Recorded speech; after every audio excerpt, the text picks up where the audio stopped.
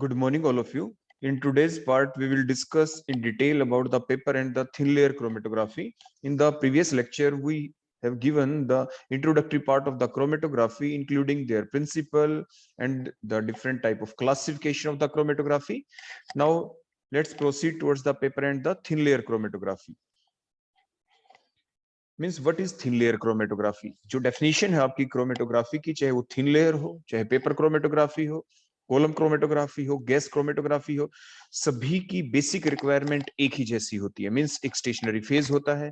Stationary phase के को हम किस में रखते हैं, उसके ऊपर स्पॉटिंग करने के बाद उसको हम रख देते हैं मोबाइल फेज के अंदर। फिर मोबाइल फेज की मूवमेंट होती है और जितने जो कंपोनेंट होते हैं सैंपल के, उनको हमें डिस्ट्रीब्यूट करना होता है, उनका सेपरेशन हमें करना होता है।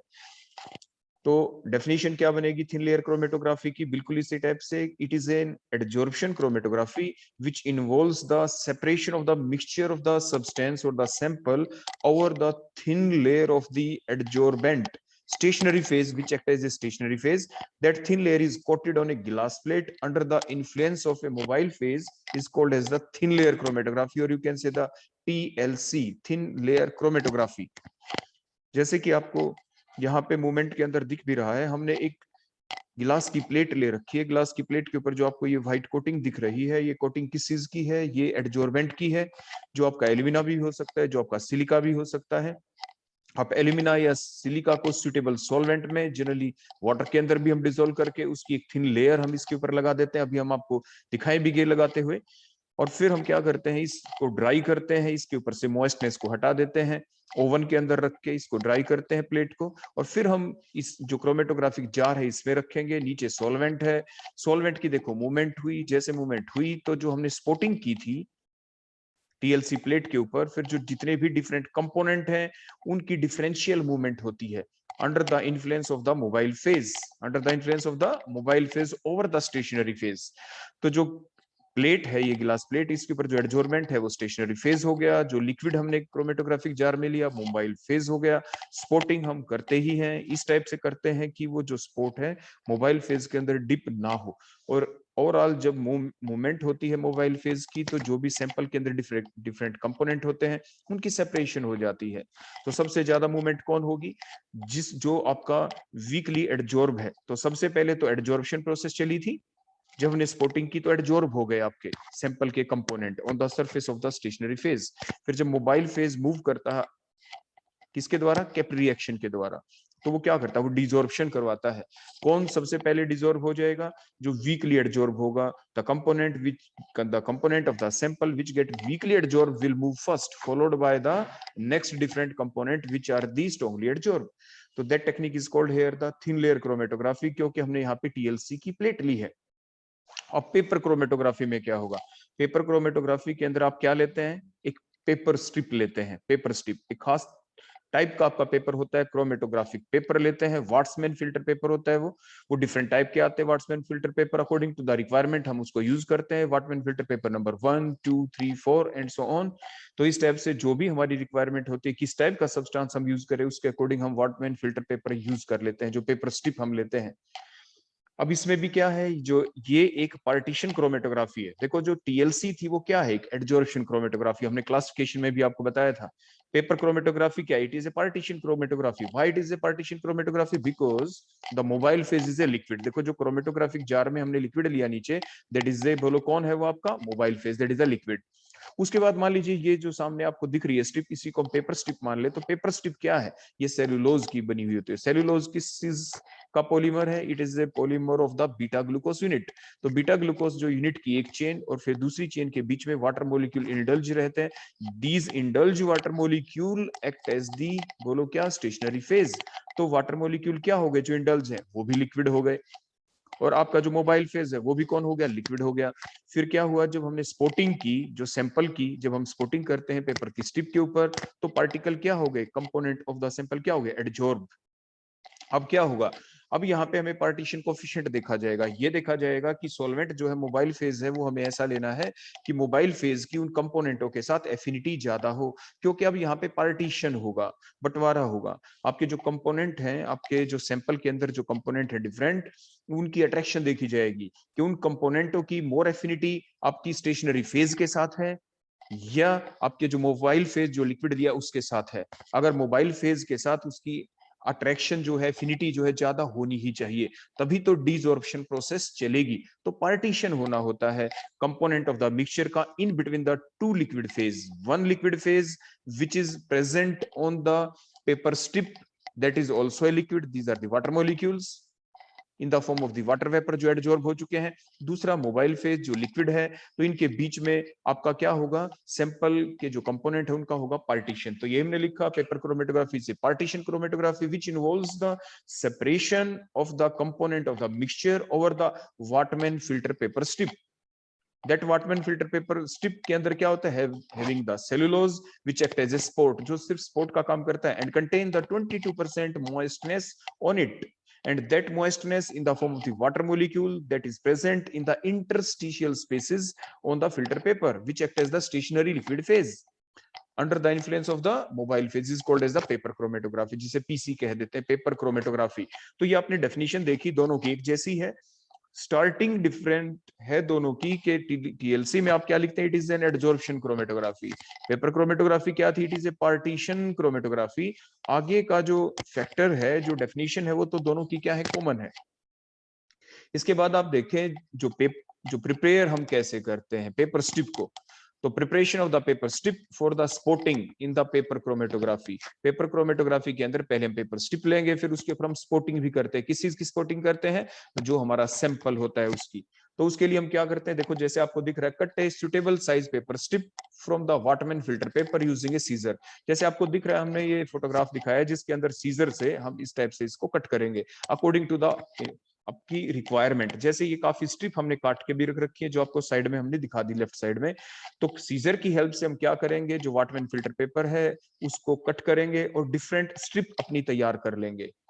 उसके बाद हम क्या करेंगे, जो स्ट्रिप होती है इसके ऊपर क्या होगा, 22% मॉइस्टनेस होनी जरूरी है, क्योंकि वो मॉइस्टनेस जो है, जो वाटर मॉलिक्यूल जो है इंटरस्टिशियल स्पेसिस में जो प्रेजेंट है सेलुलोज के अंदर, वही तो एक्ट करते हैं स्टेशनरी फेज की तरह। वो किसी तरह काम करेंगे, स्टेशनरी लिक्विड फेज की तरह वो काम करते हैं, इसलिए उनका होना जरूरी है। नेक्स्ट अब हम देखेंगे, ये तो हमने बताया कि पेपर स्ट्रिप को कैसे काटते हैं, that is a simple procedure. Take a Whatman filter paper and cut it with the help of a scissor of according to our requirement। requirement means जो हमारे पास क्रोमेटोग्राफिक जार है उसकी हम हाइट देखते हैं, उसकी हाइट कितनी है, अकॉर्डिंग टू देयर हाइट हम कटिंग करते हैं आपके पेपर स्ट्रिप की। क्रोमेटोग्राफिक जो पेपर है, जो वाटमैन फिल्टर पेपर है, उसको हम सीजर की हेल्प से उसी लेंथ के अकॉर्डिंग, उसी विड्थ के अकॉर्डिंग हम कट कर लेते हैं। नेक्स्ट हम देखेंगे, साइमल्टेनियसली हम कंपैरिजन कर रहे हैं पेपर और टीएलसी के बीच। अब हम देखेंगे टीएलसी प्लेट को कैसे तैयार किया जाता है। Preparation of the slurry for the TLC plate. सबसे पहले हम स्लरी तैयार करते हैं। What do you mean by slurry? Slurry का मतलब होता है कि आप या तो सिलिका जेल ले लेते हैं एडजॉर्बेंट, या आप एल्यूमिना ले सकते हैं। जैसे हमने ये कंटेनर दिखाया, बॉक्स दिखाया, इसके ऊपर देखो आपको लिखा दिख रहा है silica gel G for the thin layer chromatography. देखो इसके ऊपर देखो, यहाँ पे हमने लिख भी रखा है, आपको लिखा हुआ यहाँ पे दिख रहा है, फॉर द टीएलसी के लिए ही स्पेशल ये सिलिका जेल जी है। तो prepare a slurry using the silica jail और द एल्यूमिना। इसके लिए हम करते क्या, आप देखो नेक्स्ट देखें, हमने बॉक्स को ओपन कर दिया, उसके अंदर हमारे पास स्पैचुला है। हम स्पैचुला की हेल्प से राइट साइड में जो आपको बीकर दिख रहे हैं, बीकर के अंदर हम क्या करते हैं, हम इसके अंदर डाल लेते हैं, बोलो क्या, सिलिका जेल, या एल्यूमिना ले तो एल्यूमिना। तो take a small amount of the silica gel using the spatula in the beaker. उसके बाद हम क्या करेंगे, नाउ स्लोली ऐड, आपको दिख रहा है देखो इसी डायग्राम के अंदर, देखो ये यहाँ पे हम ऐड कर रहे हैं, यहाँ पे बोलो इसके अंदर से ये क्या आएगा, solvent. Add slowly the small amount of the solvent that may be the water और ए मिक्सचर ऑफ क्लोरोफॉर्म और द इथेनॉल और the methanol along with the steering using the glass rod। आप नेक्स्ट डायग्राम में आपको दिख रहा है कि हमने जो सोलवेंट डाला, हम क्या करें, स्टीर कर रहे हैं, हिला रहे हैं गिलास रोड की हेल्प से, और इस टाइप से हमारे पास स्लरी तैयार हो जाएगी। क्या तैयार हो जाएगी हमारे पास, स्लरी। तो सबसे पहला काम होता है स्लरी तैयार करना। तो इस टाइप से these are the basic steps to prepare the slurry for the TLC plate. उसके बाद देखो अब क्या करेंगे, उसके बाद आप नेक्स्ट देखें, आपने ये गिलास प्लेट ली और गिलास प्लेट के ऊपर जो स्लरी आपने प्रिपेयर की थी, वन एंड से हम उसको देखो हमने पिक कर लिया, और दूसरे एंड से देखो हम ऊपर से डालना, हम देखो हमने स्टार्ट कर दिया। देखो ये हम डाल रहे हैं ऊपर से, बोलो क्या डालना शुरू किया हमने इस प्लेट के ऊपर, स्लरी, धीरे से हमने डाला। स्लांटिंग फॉर्म में हम उसको ले लेंगे अपनी टीएलसी प्लेट को, स्लांटिंग फॉर्म में। तो अप्लाई ये thin layer of the slurry that is the stationary phase और द स्लांटिंग गिलास plate of the suitable size, उसके ऊपर हम ये डाल देते हैं। फिर हम क्या करेंगे, इसको स्लिप करते चले जाएंगे। देखो इस टाइप से। नेक्स्ट में देखिए आप ऊपर से डाल रहे हैं, स्लांटिंग फॉर्म में थी और स्लरी बोलो क्या होती गई, स्लिप होती चली गई आपकी अपवर्ड टू डाउनवर्ड डायरेक्शन। तो इस टाइप से थिन लेयर प्रिपेयर हो जाएगी। देखो ओवरऑल ये थिन लेयर बन गई। उसके बाद हम गिलास रोड को लेके इसके ऊपर हम मूव भी कर सकते हैं प्लेट के ऊपर, ताकि एक यूनिफॉर्म थिन लेयर बन जाए। तो फाइनली जब ये यूनिफॉर्म थिन लेयर बन जाती है, फिर उसके बाद हम क्या करते हैं, इसको रख देते हैं, इसको ड्राई करने के लिए ओवन में रख दें या ओपन एयर के अंदर भी रख देते हैं। तो इसके ऊपर से जो मॉइस्टनेस है, एक्स्ट्रा सोलवेंट है, वो इवेपोरेट हो जाएगा और हमारे पास तैयार हो जाएगी हमारी टीएलसी प्लेट। तो that glass plate that is coated with the slurry is known as the TLC plate or the chroma plate। इसे हम क्रोमेटोग्राफी की प्लेट कह देते हैं, TLC प्लेट कह देते हैं। फिर हम क्या करते हैं इसके बाद, that TLC plate is now dried by putting it in the oven at a temperature of 110 to 120 degree Celsius for some time, for half an hour to remove the moistness। इसके ऊपर moistness नहीं रहनी चाहिए, हम आपको ये बता दें।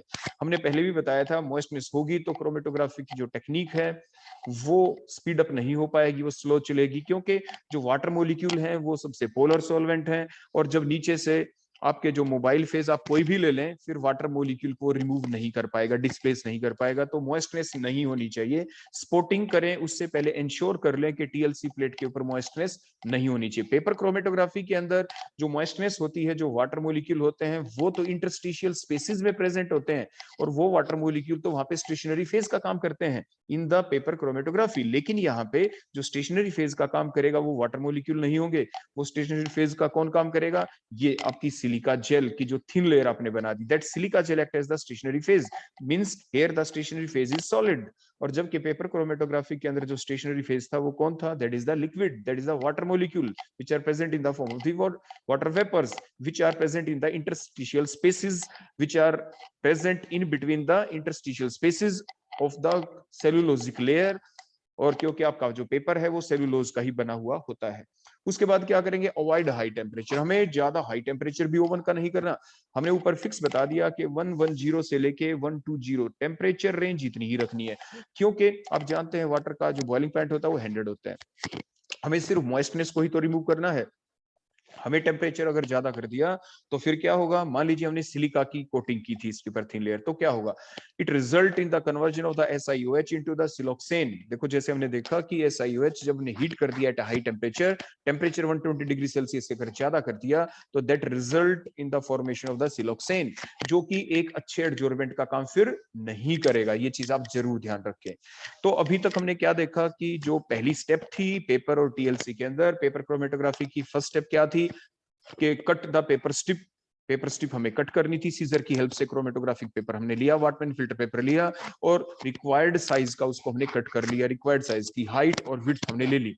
इसी टाइप से गिलास प्लेट जो हम लेते हैं वो रिक्वायर्ड हाइट और विड्थ की लेते हैं, फिर उसके ऊपर हमने स्लरी बना के थिन लेयर हमने स्लरी की उसके ऊपर लगा दी, चाहे वो सिलिका जेल की हो सकती है, एल्विना की हो सकती है। जैसे मैंने बताया सिलिका में ध्यान भी क्या रखना है, टेम्परेचर आपको 120 डिग्री सेल्सियस से ज्यादा नहीं करना, वो भी सिर्फ इतना करते ताकि एक्स्ट्रा मॉइस्टनेस उसके ऊपर से रिमूव हो जाए। अब हमारे पास तैयार हो चुकी है पेपर क्रोमेटोग्राफी के लिए पेपर स्ट्रिप और टीएलसी क्रोमेटोग्राफी के लिए आपके पास टीएलसी प्लेट। अब उसके बाद दोनों का आगे का प्रोसीजर सेम है। सेम मींस अब हम क्या करेंगे, अब हम स्पोर्ट लगाएंगे। आपके पास गिवन मिक्सचर होगा, आपके पास गिवन सैंपल होगा, जो गिवन सैंपल होगा उसको आप यूज करेंगे और पेपर स्ट्रिप या टीएलसी प्लेट के ऊपर हम स्पोर्टिंग कर देंगे। देखो कैसे करते हैं, लेकिन उससे पहले एक ध्यान रखना है, जब भी आप स्पोर्टिंग करें तो जो स्पोर्ट होगा वो बिल्कुल ही बारीक होना चाहिए, बिल्कुल छोटा सा होना चाहिए, वो ब्रॉड ना हो।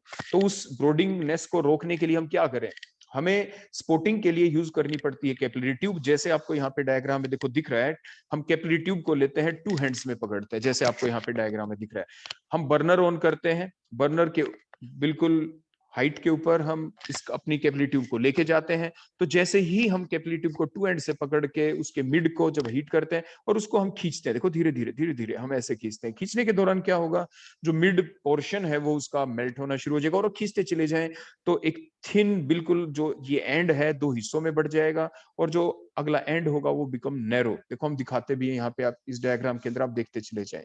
अब बड़े ध्यान से देखना, देखो हमने ये हीट किया, हीट करने के बाद आप बड़े ध्यान से देखना, देखो ये एंड हो गए, दो एंड है, हमने बीच में से देखो हीट किया, देखो मेल्ट होता जा रहा है ना, आप देखिए ध्यान से, देखो बीच में से नैरोइंग हो गई, अब दो एंड बन गए, देखो जो एक एंड है देखो बिल्कुल नैरो हो गया। तो means make the pore size of the capillary tube narrow by placing it gently above the flame as shown on the slide, जैसे हमने स्लाइड के ऊपर आपके शो कर रखा है।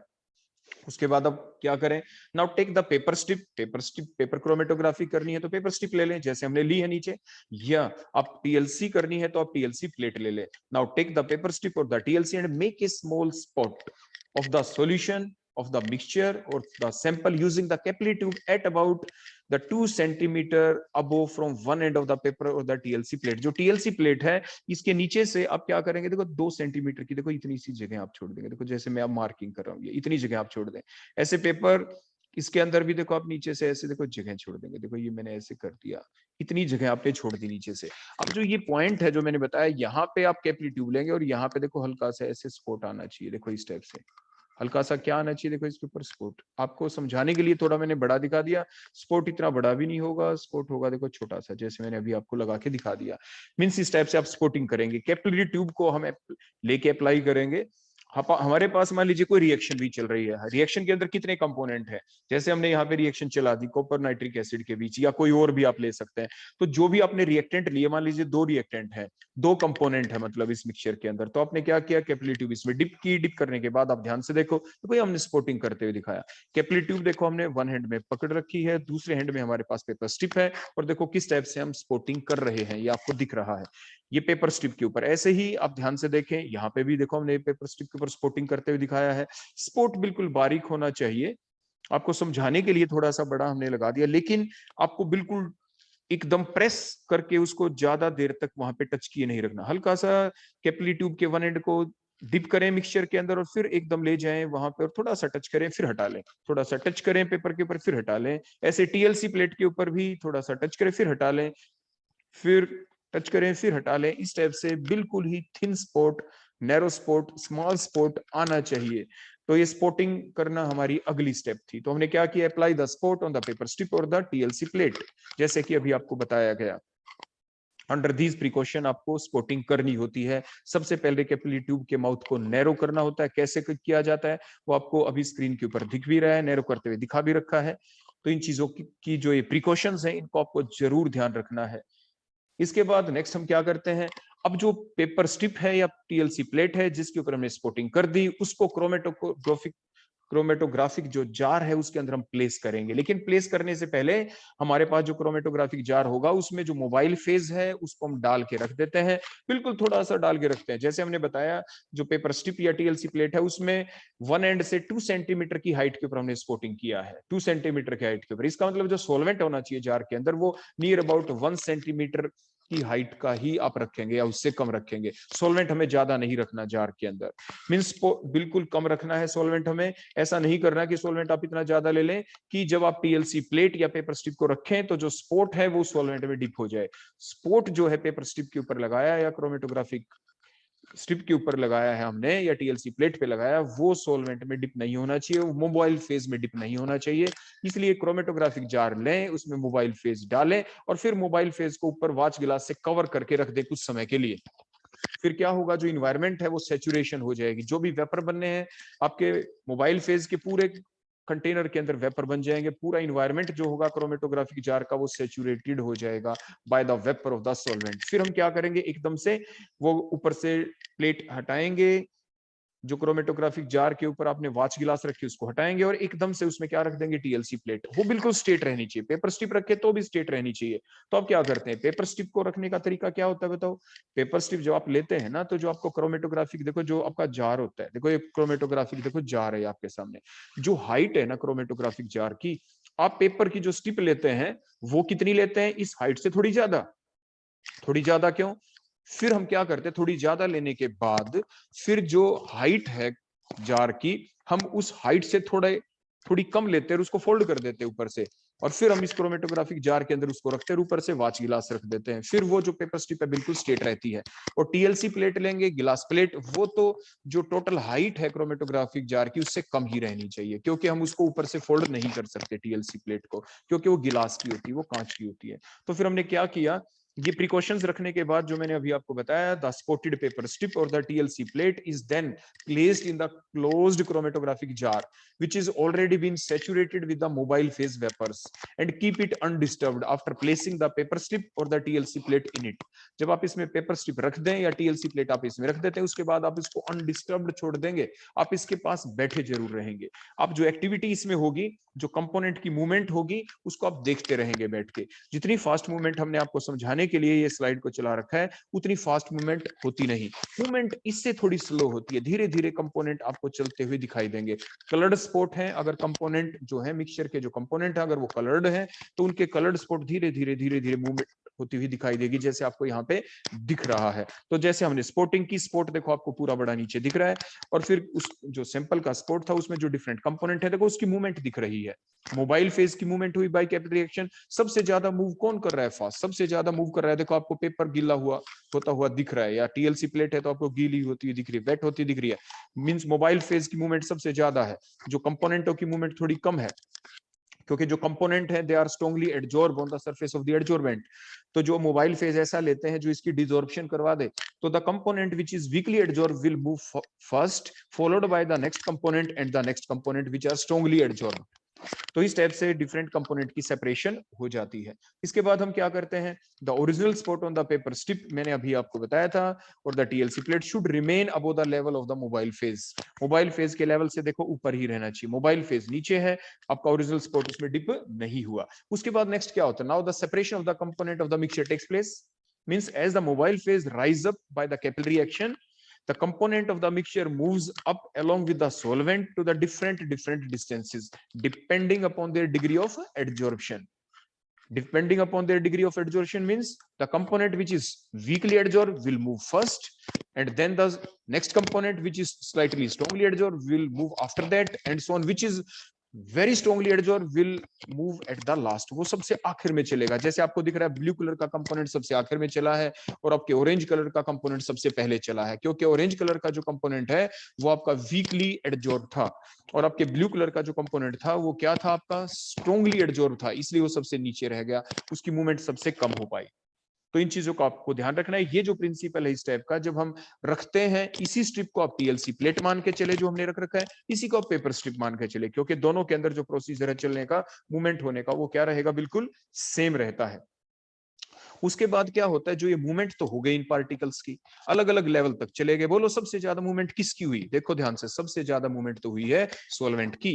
सोलवेंट जहां तक मूव कर गया, सोलवेंट जिस पॉइंट तक मूव कर गया, वहां पे हम इस पेपर स्ट्रिप को बाहर निकालते हैं, और उससे क्या कहते हैं, वो उसकी बाउंड्री है जहां तक आपका सोलवेंट फ्रंट कहते हैं, that is the solvent front. जहां तक सोलवेंट मूव कर गया, जहां तक आपकी पेपर स्ट्रिप वेट हो गई, गीली हो गई, जहां पर टीएलसी प्लेट गीली हो गई ऊपर तक, वहां पे आप पेंसिल से बाद में मार्क कर लेते हैं। फिर आप क्या करते हैं, ओरिजिनल स्पॉट से लेके और जहां तक सोलवेंट मूव कर गया वो डिस्टेंस आप मेजर करते हैं। आप बोलो कौन सा डिस्टेंस मेजर करते हैं, you will measure the distance from the original spotting point two the point up to which the solvent moves, जहां तक solvent मूव किया, that is the distance traveled by the solvent। उसके बाद जैसे आपने देखा यहाँ पे 4 डिफरेंट कंपोनेंट है, ब्लू कलर, फिर येलो, फिर ग्रीन, फिर आपका ऑरेंज था, तो आप इनका मिड पॉइंट लेते हैं, जितने स्पॉट होते हैं इनका कौन सा पॉइंट लेंगे आप, इसका मिड पॉइंट, ध्यान रखें, मिड पॉइंट लेंगे आप इनका। फिर आपके स्पॉट का मिड पॉइंट, ओरिजिनल स्पॉट लगाया जहां पे लगाया था, अपने कैपिलरी ट्यूब जहां पे पुट की थी, रखी थी, प्लेस की थी, वो पॉइंट। अब इन डिस्टेंस आप मेजर करेंगे ऑफ ऑल द कंपोनेंट, जैसे 4 कंपोनेंट हैं, इन चारों के चारों कंपोनेंट का आप डिस्टेंस मेजर करेंगे, means the distance travelled by the different component, distance travelled by green component, the distance travelled bye orange component, distance travelled bye yellow component, distance travelled bye blue component, आप इनका distance भी major करेंगे। ये सारे distance measure करने के बाद फिर अब हम डिटरमाइन करेंगे RF. RF means retardation factor, RF means retention factor। तो what is the RF और द रिटेंशन फैक्टर? आरएफ की डेफिनेशन बड़ी सिंपल है, it is a ratio, it is simply a ratio, it is a ratio of distance travelled by the component to the distance travelled by the solvent from the original spot. ये distance हमें original spot से ही measure करने, ये आप जरूर ध्यान रखें, in both paper chromatography and the TLC chromatography, ये मेजर करने का तरीका बिल्कुल सेम रहेगा दोनों के अंदर। तो मींस आरएफ की वैल्यू बोलो क्या आ गई, जैसे आपको दिख रहा है, RF is equal to the distance travelled by the substance divided by the distance traveled by the solvent। सबसे ज्यादा जैसे आपको दिखा यहाँ पे distance travelled bye mobile phase 10 था, डिस्टेंस ट्रेवल्ड बाय मान लीजिए रेड आई 6 है, तो आंसर क्या आ गया 6/10, दैट इज द वैल्यू 0.6। बोलो वैल्यू कितनी आ गई 0.6। ऐसे ही आप डिफरेंट डिफरेंट कंपोनेंटों की आरएफ वैल्यू डिटरमाइन कर सकते हैं। और जो ये आरएफ वैल्यू होती है, बड़े ध्यान से सोचें, क्या ये आरएफ वैल्यू हमेशा फिक्स रहती है उस कंपोनेंट की? नो। जो आपने यहाँ पे मोबाइल फेज लिया है, इन कंपोनेंटों को लेके कौन लेके गया? इन कंपोनेंटों को, इनकी जो मूवमेंट हुई है सैंपल के कंपोनेंटों की, अलग अलग कलर के कंपोनेंटों की, ये मूवमेंट क्यों हुई? क्योंकि हमने टीएलसी प्लेट या पेपर स्ट्रिप को मोबाइल फेज में रख दिया। तो मोबाइल फेज में रखा तो मोबाइल फेज की जब मूवमेंट हुई बाय द कैपिलरी एक्शन, तो मोबाइल फेज ने ही तो डिजॉर्प्शन करवाई है। मोबाइल फेज अगर अलग कर लें, आप चेंज कर लें, मींस कभी वाटर ले लें, कभी एसीटोन ले लें, तो हर बार जो मूवमेंट होगी इन डिफरेंट कंपोनेंटों की वो अलग अलग होगी। हर बार आरएफ की वैल्यू अलग अलग आएगी। मींस आरएफ की वैल्यू जो भी आप डिटरमाइन करेंगे, जैसे फॉर एग्जांपल आप फिर से देखें लेफ्ट वाली स्लाइड में जो हमने मूवमेंट होती हुई दिखाई दी, और फिर उसके बाद सबसे ऊपर देखो ये रेड कंपोनेंट आ गया। जो रेड कंपोनेंट आया ये ओरिजिनल स्पॉट, उसके बाद देखो ऊपर सॉल्वेंट फ्रंट है, और उसके बाद जो रेड कंपोनेंट जो था हमारा, अब हम इसका डिस्टेंस मेजर करेंगे। सॉल्वेंट फ्रंट का डिस्टेंस देखो, सॉल्वेंट फ्रंट का कितना हो गया 10 सेंटीमीटर। उसके बाद आप देखें रेड कंपोनेंट का कितना हो गया 6 सेंटीमीटर। ये जो आपका आंसर आया 6/10, आंसर आ गया 0.6। 0.6 के ब्रैकेट में आप कौन सा था मोबाइल फेज? वाटर था तो ब्रैकेट में आप H2O जरूर लिखेंगे, अगर एसीटोन था तो ब्रैकेट में एसीटोन जरूर लिखेंगे, अगर वाटर और एसीटोन का मिक्सचर है 1:1 रेशियो में तो आप वो लिखेंगे acetone plus water 1:1। Means what ever may be the nature of the mobile phase, जब भी आरएफ आपका आंसर आता है, आरएफ की जो भी वैल्यू आती है, आप उस वैल्यू के ब्रैकेट में उस सॉल्वेंट के बारे में, मोबाइल फेज के नेचर के बारे में जरूर लिखेंगे, because the value of the RF get affected, get change if we change the nature of the mobile phase, if we change the mobile phase, तो RF की वैल्यू भी चेंज हो जाती है। तो ये आप जरूर ध्यान रखेंगे। अब सॉल्वेंट फ्रंट की बोलो क्या थी डेफिनेशन? कि the level up to which the solvent और the mobile phase move in the paper chromatography और the TLC is called as the solvent front। आप उसे solvent front कहते हैं, that is the definition of the solvent front। उसके बाद जो maximum value हो सकती है आरएफ की, बोलो कितनी हो सकती है? वो 1 ही हो सकती है। बोलो 1 क्यों? क्योंकि मान लीजिए सबसे ज्यादा मूव फास्ट कौन किया? आपका सॉल्वेंट, जिसे आप सॉल्वेंट फ्रंट कहते हैं, that is the distance travelled by the solvent. मान लीजिए जो हमारा कंपोनेंट था वो भी सॉल्वेंट के साथ साथ ही मूव कर गया वहीं तक, जैसे जो हमने लेफ्ट में डायग्राम दिखा रखा है, देखो हमने यहाँ पे अभी लिखा है distance travelled bye mobile phase 10 centimetre. मान लीजिए कंपोनेंट भी 10 सेंटीमीटर ही मूव कर जाए, मैक्सिमम इतना ही हो सकता है, तो बोलो आंसर क्या आएगा आरएफ का? 10/10 इज इक्वल टू 1। तो जो मैक्सिमम वैल्यू है आरएफ की वो 1 ही हो सकती है, लेकिन जो आइडियल वैल्यू होती है आरएफ की वो 0.5 होती है। वो कितनी होनी चाहिए? 0.5 या उसके ऊपर नीचे थोड़ी बहुत होनी चाहिए। मींस जो किसी भी कंपाउंड की जो आरएफ वैल्यू आप निकालेंगे उसका आंसर बोलो हमेशा क्या आएगा? 0 to 1 के बीच में आएगा। 1 से ज्यादा हो ही नहीं सकता, क्योंकि जहां तक मोबाइल फेज गया मैक्सिमम वहीं तक जा सकता है, मैक्सिमम वहां तक गया तो आंसर 1। बिल्कुल नीचे रह गया तो एंड सो ऑन आपकी डिफरेंट वैल्यू आनी शुरू हो जाएंगी। तो मींस ये दो प्रोसेस जो चली थी, मैंने अभी पहले भी आपको लास्ट लेक्चर में बताया था, यहाँ पे दो मैकेनिज्म चलते हैं साथ के साथ। सबसे पहला जब आपने स्पॉटिंग की थी तो क्या हुआ था? Adsorption on the surface of the, बोलो क्या? स्टेशनरी फेज, एडजॉर्प्शन हुआ है। तो स्टेशनरी फेज के ऊपर एडजॉर्प्शन होनी होती है, फिर मोबाइल फेज जब मूव करता है वो डिजॉर्प्शन करवाता है। काउंटर करंट मैकेनिज्म कहते हैं, एक दूसरे के रेसिप्रोकल है, एक दूसरे के ऑपोजिट है दोनों का काम। स्टेशनरी फेज और मोबाइल फेज का वर्क एक दूसरे से डिफरेंट है। स्टेशनरी फेज एडजॉर्प्शन करता है और मोबाइल फेज डिजॉर्प्शन करवाता है। Means if the adsorption and the desorption is same, वो सेम एक्सटेंट तक चल रही है, देन द आरएफ की वैल्यू क्या है? 0.5, and that is the ideal value, वो आइडियल वैल्यू कहलाती है।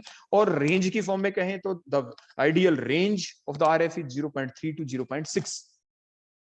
अगर आरएफ की वैल्यू 0.3 से 0.6 तक नहीं आती है तो आप क्या करेंगे? Just change the mobile phase. अब मोबाइल फेज को चेंज करें, मान लीजिए कंपोनेंट थोड़ा ज्यादा नीचे रह गया, ज्यादा मूव ही नहीं कर पाया, तो आप सॉल्वेंट कैसा लेंगे? मोबाइल फेज कैसा लेंगे? ज्यादा पोलैरिटी का। अगर कंपोनेंट ज्यादा ऊपर तक चला गया, बिल्कुल सॉल्वेंट के साथ साथ मूव कर गया, तो मोबाइल फेज अब आप थोड़ा लेस पोलर ले लें। मींस मोबाइल फेज की पोलैरिटी थोड़ी डिक्रीज कर दें ताकि स्पॉट थोड़ा नीचे आ जाए। तो अकॉर्डिंगली आप देखते हुए कि आपका जो स्पॉट है कंपोनेंट का वो कहां पे चला गया। सॉल्वेंट फ्रंट के साथ तो नहीं चला गया, सॉल्वेंट के साथ साथ ही तो मूव नहीं कर गया, या कभी मूव ही ना किया हो, नीचे ही रह गया हो, बिल्कुल नीचे रह गया हो, तो आप पोलैरिटी क्या करेंगे? मोबाइल फेज की इंक्रीज करेंगे। अगर ज्यादा ऊपर तक मूव कर गया तो मोबाइल फेज की पोलैरिटी आप क्या करेंगे? डिक्रीज करेंगे। तो अकॉर्डिंगली आप एक्शन लेते हैं अपने प्रैक्टिकल के दौरान। इसके बाद नेक्स्ट हम देखते हैं हमारी कुछ और बेसिक डेफिनेशन आएंगी यहाँ पे। एडजॉर्प्शन आइसोथर्म, जैसे नाम से पता चला adsorption isotherm, isotherm means it is a graph है जिसके दौरान आइसो का मतलब सेम, थर्म का मतलब टेम्परेचर, टेम्परेचर तो देखो सेम रखना ही हमें होता है। जब क्रोमेटोग्राफी करते हैं रूम टेम्परेचर के ऊपर करते हैं, जो भी टेम्परेचर वो तो कांस्टेंट ही रहेगा, ऐसा तो है नहीं फ्लक्चुएटिंग होगा टेम्परेचर हमारा, चेंज होता रहता है कुछ कुछ पल में, ऐसा होगा नहीं। तो मींस टेम्परेचर तो ऑलमोस्ट सेम ही रहता है। फिर हम क्या करते हैं उसके दौरान, हमारे पास जो दो प्रोसेस चली, जो मैंने अभी आपको बताया था कि दो काउंटर करंट मैकेनिज्म होते हैं। स्टेशनरी फेज के ऊपर एडजॉर्प्शन प्रोसेस चलती है, और मोबाइल फेज में जब स्टेशनरी फेज को हम प्लेस करते हैं तो उसके बाद जो मोबाइल फेज है वो डिजॉर्प्शन करवाता है, डिफरेंट कंपोनेंट की मूवमेंट करवाता है, जिसकी वजह से ही तो सैंपल के अंदर कितने कंपोनेंट हैं उनके नंबर का पता चलता है, हम उनको सेपरेट कर पाते हैं। So the graph which is a plot, ये ग्राफ क्या है, it is a plot between the concentration of the component in the stationary phase, जो कि एडजॉर्प्शन को एक्सप्लेन करता है, and the concentration of the component in the mobile phase, जो कि डिसॉर्प्शन को एक्सप्लेन करता है at the constant temperature, is called as the adsorption isotherm. जैसे हमने दिखा, एक साइड में एडजॉर्प्शन लिया हमने वाई एक्सिस के ऊपर, और एक्स एक्सिस के ऊपर हमने डिसॉर्प्शन लिया। Desorption means action of the mobile phase, Y axis के ऊपर एडजॉर्प्शन लिया means action of the adsorption phase. Adsorption phase stationary phase, stationary phase का एक्शन है वहां पे, स्टेशनरी फेज एडजॉर्प्शन करवाता है, वाई एक्सिस के ऊपर लिया। अब क्या करेंगे, इनकी हेल्प से हमें क्या पता चलता है, it help us in the location of the sports, कि स्पोर्ट्स कहां पे आएंगे। It tells about the shape of the sport, यानी इन दोनों के बेसिस के ऊपर कि एडजॉर्प्शन ज्यादा तो नहीं है, डिसॉर्प्शन कभी कम हो, एंड सो ऑन। तो इस बेसिस के ऊपर हम स्पोर्ट की लोकेशन का पता लगा लेते हैं, इसके बेसिस के ऊपर हम जो स्पोर्ट है उसकी शेप कैसी होगी उसका पता लगा लेते हैं। तो एडजॉर्प्शन आइसोथर्म डिफरेंट टाइप के हो सकते हैं। तो डिफरेंट पॉसिबल टाइप के जो एडजॉर्प्शन आइसोथर्म हमें देखने को मिलेंगे डिफरेंट टाइप के स्पोर्टिंग के बेसिस के ऊपर, वो हम अब एक्सप्लेन करते हैं। सबसे पहली टाइप वन, टाइप वन ऐसी जब एडजॉर्प्शन और desorption is equal, if the adsorption and desorption is equal, but it means the value of RF is 0.5, means the sport will retain the shape, means ये बिल्कुल spherical होगा, circular होगा, because there occurs no deformity, कोई भी deformity नहीं होगी, क्योंकि आपकी एडजॉर्प्शन और डिसॉर्प्शन क्या है, बिल्कुल सेम स्ट्रेट लाइन देखो आ गई, एडजॉर्प्शन और डिसॉर्प्शन के बिल्कुल बीच में आई, that is the normal condition, that is the ideal condition जो होनी ही चाहिए। That is the type number one adsorption isotherm, जब एडजॉर्प्शन और डिसॉर्प्शन क्या हो, इक्वल हो। अब देखते हैं सेकंड टाइप। सेकंड टाइप क्या होगी, if the adsorption and the desorption is not equal, that is the value is in between 0 to 0.5। आपने देखा ना, अगर ये जो पूरी प्लेट है इसके मिड पॉइंट के ऊपर स्पॉट आता तो 0.5 वैल्यू होती, अब स्पॉट तो देखो नीचे है, तो इट मीन 0 से लेके 0.5 के बीच में है, तो इट मीन क्या होगा, we got a deformed spot and having a tail, देखो टेलिंग बैंड है, नीचे की तरफ टेल हो गया, नीचे की तरफ से पतला हो गया, आपको दिख रहा है ना, देखो ये जो नीचे की तरफ से देखो नैरो है, ये स्पॉट वालों क्या है, देखो नीचे की तरफ से ऐसे ऐसे नैरो है नीचे की तरफ से, तो means we got a deformed spot with a tail, that is called a tailing band near the origin, origin से थोड़ा सा ऊपर। तो मींस ऐसा कब होता है, जब एडजॉर्प्शन और डिसॉर्प्शन इक्वल ना हो, और वैल्यू कितनी आए आरएफ की, 0 से लेके 0.5 के बीच में। तो देखो कैसा आ गया आपका, मींस एडजॉर्प्शन ज्यादा हो गई, दिख रहा है ना, हमने डॉटेड लाइन ऊपर की तरफ से लगाई है, क्यों ये ज्यादा ऊपर नहीं गया, क्यों 0.5 तक भी नहीं पहुंच पाया, क्यों ये नीचे ही रह गया, क्योंकि आपके स्टेशनरी फेज का एक्शन ज्यादा था, मींस वो स्ट्रांगली एडजॉर्ब हो गया कंपोनेंट, मोबाइल फेज के एक्शन से ज्यादा नहीं चल पाया, means the adsorption is greater than desorption. बीच में जो स्ट्रेट ब्लैक लाइन दिखा रखी है वो तो आइडियल कंडीशन वाली है, हम आइडियल कंडीशन वाली लाइन को तो हर ग्राफ में रखेंगे, उसके बाद डॉटेड लाइन से एक्सप्लेन करेंगे कि अब हुआ क्या, मींस एडजॉर्प्शन और डिसॉर्प्शन की वैल्यू अगर 0 से 0.5 के बीच में आती है, means with A tailing band आती है, नियर द ओरिजिन आती है, तो it means adsorption is greater. तो ग्राफ कैसा आएगा, जो हमने दिखाई दिया, डॉटेड डॉटेड लाइन देखो ऊपर की तरफ एडजॉर्प्शन की तरफ शिफ्ट हो गई है, means adsorption is more than क्या है, बोलो डिसॉर्प्शन। इसके बाद टाइप नंबर 3 ग्राफ देखते हैं, इसमें क्या हुआ, if adsorption and desorption is also not equal यहाँ पे, और वैल्यू क्या हुई 0.5 से लेके 1 के बीच में। अब की बार फिर से हमें डिफॉर्म स्पॉट मिला, but with the leading band, अब की बार जो टेल है वो ऊपर की तरफ है, देखो ऊपर की तरफ से पतला है आपका ये बैंड, देखो इस टाइप से आए, नियर द सॉल्वेंट फ्रंट तक आपका स्पॉट पहुंच चुका है, टेल ऊपर की तरफ है। तो ऐसा क्यों हुआ, क्यों ऊपर तक चला गया, क्योंकि अब की बार डिसॉर्प्शन ज्यादा हो गई है। तो कहां से दिखाया, देखो ग्राफ आपका कैसा आ गया, हमने डिसॉर्प्शन को ज्यादा दिखाया, the rate of desorption is greater then the rate of adsorption, तो फिर हमें इस टाइप का स्पॉट दिखाई देगा। अब टाइप नंबर 4 एडजॉर्प्शन आइसोथर्म देखते हैं, इसके अंदर देखो क्या देखा, ओरिजिनल स्पॉट से निकल ही नहीं पाया, ओरिजिनल स्पोर्ट के बिल्कुल पास ही अटका हुआ है आपका कंपोनेंट, बिल्कुल भी मूव नहीं किया, वहीं पे है लगभग। तो means if the adsorption and the desorption is not equal, means adsorption is very very high. Adsorption क्या है, बहुत ही ज्यादा है, means component is hard to move, component move ही नहीं कर पा रहा, and it is very difficult to distinguish between the original spot and the component sport.